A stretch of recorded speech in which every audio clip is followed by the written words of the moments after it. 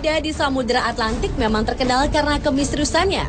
Tetapi ternyata di beberapa perairan di bumi ini terdapat ada juga lautan yang tidak kalah menyimpan misteri dan berbahayanya dibanding segitiga Bermuda. Berikut 7 misteri lautan versi on the spot.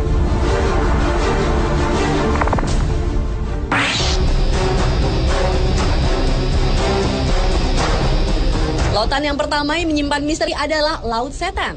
Perairan yang berada 100 km di selatan Jepang ini merupakan kawasan yang sangat berbahaya bagi aktivitas pelayaran dan penerbangan. Walau sebenarnya merupakan daerah lautan tenang di Laut Pasifik, namun di perairan yang konon tidak memiliki hewan laut itu, sering muncul badai dengan tiba-tiba, lalu menghilang dengan mendadak juga. Antara tahun 1950 hingga 1954, terhitung 9 kapal besar hilang tanpa jejak saat melintasi Laut Setan. Atas peristiwa-peristiwa tersebut, tahun 1955, pemerintah Jepang mengirim sejumlah pakar untuk meneliti daerah tersebut. Tetapi sayang, tim ekspedisi beserta kapal Kayo Maru 5 yang mereka gunakan lenyap tanpa bekas. Selain itu, misteri lainnya adalah sekalipun kapal-kapal yang menjadi korban tetap utuh, tetapi penumpang-penumpangnya lenyap. Apa yang dialami para penumpang kapal dan kemana mereka pergi, hingga kini misterinya belum dapat terjawab.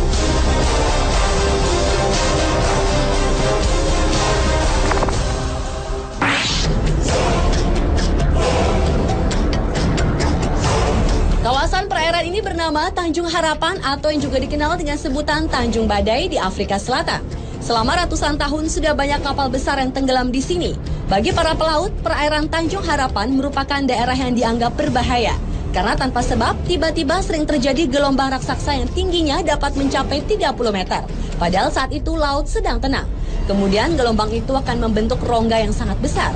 Menurut para ilmuwan, ombak mematikan yang mereka sebut sebagai gelombang soliter itu merupakan gabungan dari dua ombak. Sebenarnya, fenomena ombak ini biasa terjadi di lautan.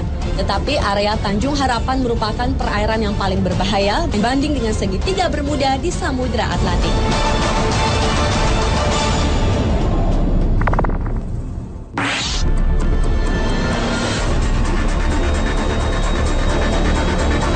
Letak perairan yang juga menyimpan misteri ini berada di sebelah tenggara segitiga Bermuda di Samudra Atlantik. Itulah mengapa banyak orang menyamakan Laut Sargasso ini dengan segitiga Bermuda. Lautan ini menyimpan keunikan tersendiri di mana perairannya bergerak searah jarum jam. Selain itu, lautan yang memiliki pusaran raksasa dengan aturannya sendiri ini ternyata dapat mempengaruhi penglihatan para pelaut yang melintasinya. Sejumlah orang mengaku melihat fata morgana, di mana matahari terbit di timur dan di barat dalam waktu bersamaan. Menurut seorang pakar dari University of Western Australia, yaitu Richard Silverster, pusaran raksasa perairan Sargasso dapat menciptakan pusaran kecil yang mencapai wilayah segitiga Bermuda. Dan pusaran kecil inilah yang dapat mencelakai benda-benda yang melintasinya.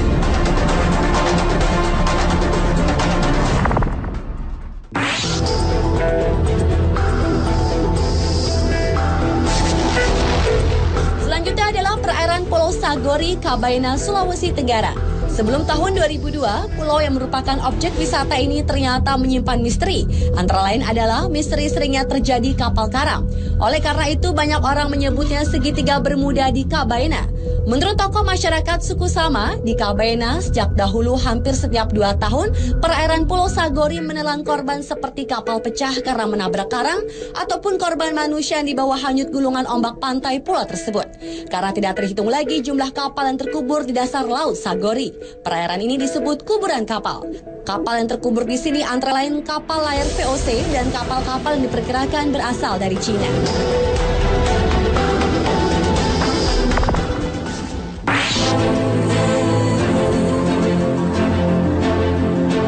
Perairan selanjutnya yang juga menyimpan misteri adalah bagian timur Samudra Hindia dan Teluk Persia. Daerah ini terkenal karena di sanalah terjadi fenomena misterius di mana terdapat lingkaran cahaya raksasa yang berputar-putar di permukaan air. Hingga kini ilmu pengetahuan belum dapat memecahkan misteri lingkaran tersebut. Namun seorang ahli kelautan dari Jerman yaitu Kurt Kahle menyatakan bahwa fenomena itu adalah akibat gempa bawah laut yang menimbulkan pendaran plankton. Karena itulah kemudian timbul gerakan seperti putaran roda. Namun hipotesis itu menuai kritik karena tetap tidak menjelaskan tentang fenomena lingkaran cahaya tersebut secara logis.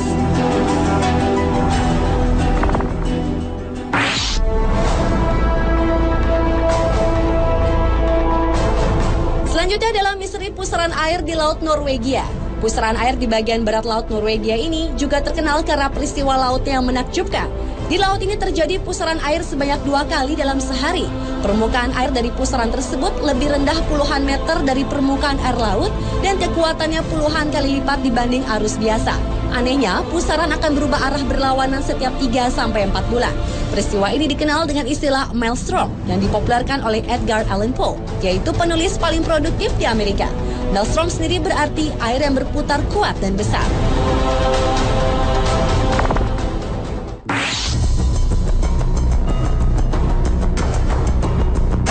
Dan misteri lautan yang terakhir terjadi di perairan Masalembo, Sulawesi Selatan. Di kawasan inilah pesawat Adam Air secara misterius menghilang pada 1 Januari 2007 silam.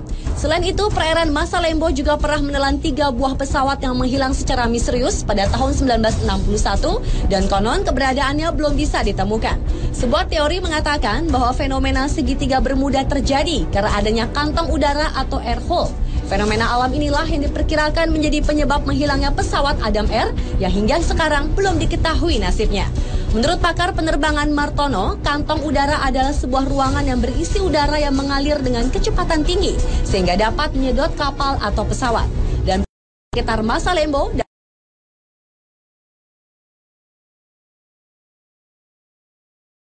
diketahui kemana lari.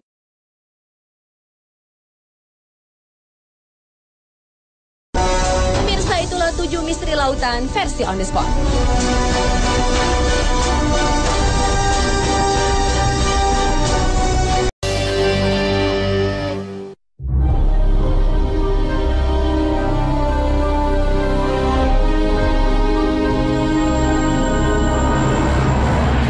Pemirsa, tahukah Anda Danau Natron di Tanzania menyimpan rahasia yang mematikan? Danau ini merupakan lokasi kawin dan berkembang biak burung berkaki panjang flamingo. Anehnya, hal itu tidak berlaku bagi hewan lainnya. Bagi hewan lain selain flamingo, perairan Natron merupakan sebuah neraka. Danau yang hanya sedalam kurang dari 3 meter itu adalah kuburan bagi ribuan burung dan hewan kecil. Air danau garam ini memiliki tingkat keasaman sampai 10,5. hingga mampu membakar kulit dan mata hewan yang tidak bisa beradaptasi dengannya. Ditambah lagi dengan suhu airnya yang bisa mencapai 60 derajat Celcius. Sementara itu, 2,5 juta burung flamingo bisa bebas menyantap alga spirulina makanannya tanpa khawatir akan predatornya di tempat danau ini. Selain flamingo, satu-satunya spesies hewan yang dapat bertahan hidup di bawah permukaan danau Natron adalah alkaline tilapia, sejenis ikan nila. Natron berarti mineral natrium karbonat dekahidrat yang biasa digunakan orang Mesir kuno untuk mengeringkan organ selama proses mumifikasi atau membuat mumi. Kandungan mineral dalam air danau Natron juga mempunyai fungsi sebagai pengawet bangkai hewan yang tercebur lalu mati. Hal itu seperti membuat mereka seakan dicelupkan ke dalam adonan semen. Menurut ahli ekologi dari University of Leicester, David Harper, jika di tempat lain bangkai hewan yang mati akan terurai dengan cepat, beda halnya di danau Natron.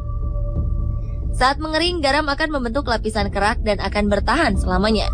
Garam yang terkandung di danau Natron tidak sama seperti garam masak yang dipanen dari laut, melainkan kapur magmatik yang telah ditempa dalam bumi, lalu keluar melalui lava dan disemburkan ke udara menjadi awan abu setinggi lebih dari 16.000 meter. Lava itu berasal dari gunung Oldoinyolengai, sebuah gunung berapi berusia 1 juta tahun yang terletak di selatan danau Natron.